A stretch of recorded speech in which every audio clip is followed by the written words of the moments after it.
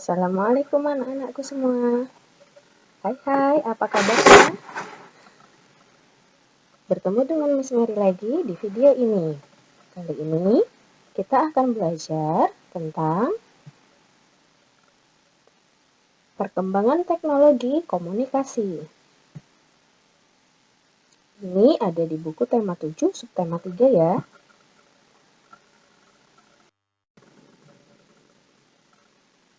Perkembangan teknologi komunikasi. Ya, manusia adalah makhluk sosial. Artinya, setiap orang saling memerlukan satu dengan yang lainnya. Setiap orang akan saling berkomunikasi. Pada zaman dahulu, ruang komunikasi manusia sangatlah terbatas loh. Komunikasi itu adalah cara penyampaian pesan atau gagasan antar manusia. Pada awalnya, komunikasi hanya dilakukan dengan tatap muka, penyampaian pesan tertulis, atau hanya dengan media komunikasi elektronik. Hingga sampai saat ini, perkembangan teknologi komunikasi Perkembangan teknologi telah menghasilkan berbagai macam alat komunikasi. Beberapa contoh alat komunikasi tradisional, yaitu ada daun lontar, biasanya digunakan pada zaman-zaman kerajaan. Prasasti itu digunakan saat zaman purba. Gong itu biasanya juga digunakan untuk membunyikan pesan. Misalnya ada bencana alam, gempa bumi, banjir, atau pesan dari kerajaan yang akan disiarkan ke masyarakat. Begitu juga lonceng, sama peranannya dengan gong. Ya, seperti itu.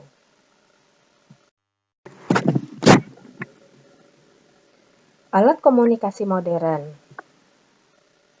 Nah, alat komunikasi modern itu contohnya ada telegram, telepon, radio, televisi, dan ponsel. Ya, yang mungkin familiar dengan kalian itu biasanya mulai dari telepon, radio, televisi, dan ponsel. Telegram itu adalah penyampaian pesan yang berupa singkat seperti memo tapi melalui kantor pos.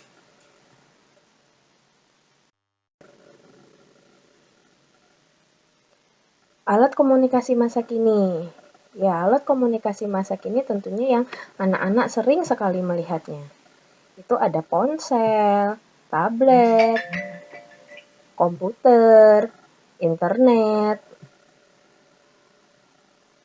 Nah, di dalam alat komunikasi tadi, manusia dapat berkomunikasi dengan cara yang lebih mudah dan lebih cepat. Karena manusia dapat menggunakan aplikasi modern yang dapat diunduh melalui alat tersebut.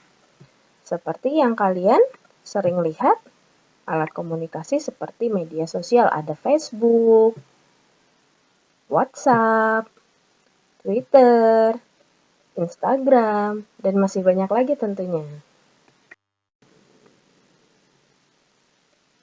Alat komunikasi masa kini sangatlah memudahkan manusia untuk berkomunikasi ataupun mencari informasi. Dengan adanya internet, semua orang diberikan kemudahan untuk mencari informasi yang ingin mereka ketahui. Misalnya, Indonesia itu memiliki banyak sekali kebudayaan. Contohnya, tarian daerah, bahasa daerah, rumah adat, bahkan pakaian adat. Ya, berikut adalah contoh-contoh dari pakaian adat Indonesia. Mulai dari Nangru Aceh Darussalam sampai tempat kita tinggal sendiri, Daerah Istimewa Yogyakarta. Banyak sekali anak-anak, dan di situ terlihat berbagai ragam dan macam bentuk, mulai dari seninya, kainnya, banyak sekali. Indonesia adalah negara yang kaya. Tahukah kalian kalau Indonesia itu memiliki 17.000 pulau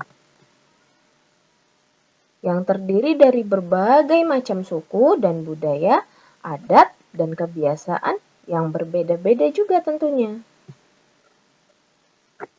Nah, kalian tahu kan kalau dasar negara Indonesia adalah Pancasila?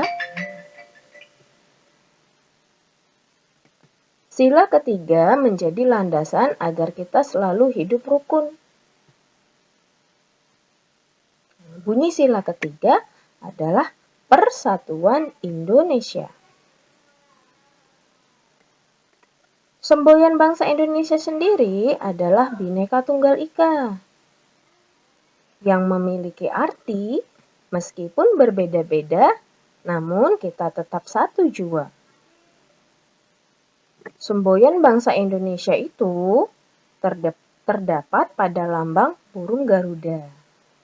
Ya, kalau kita amati burung Garuda, di bawah kakinya akan tertulis Bhinneka Tunggal Ika.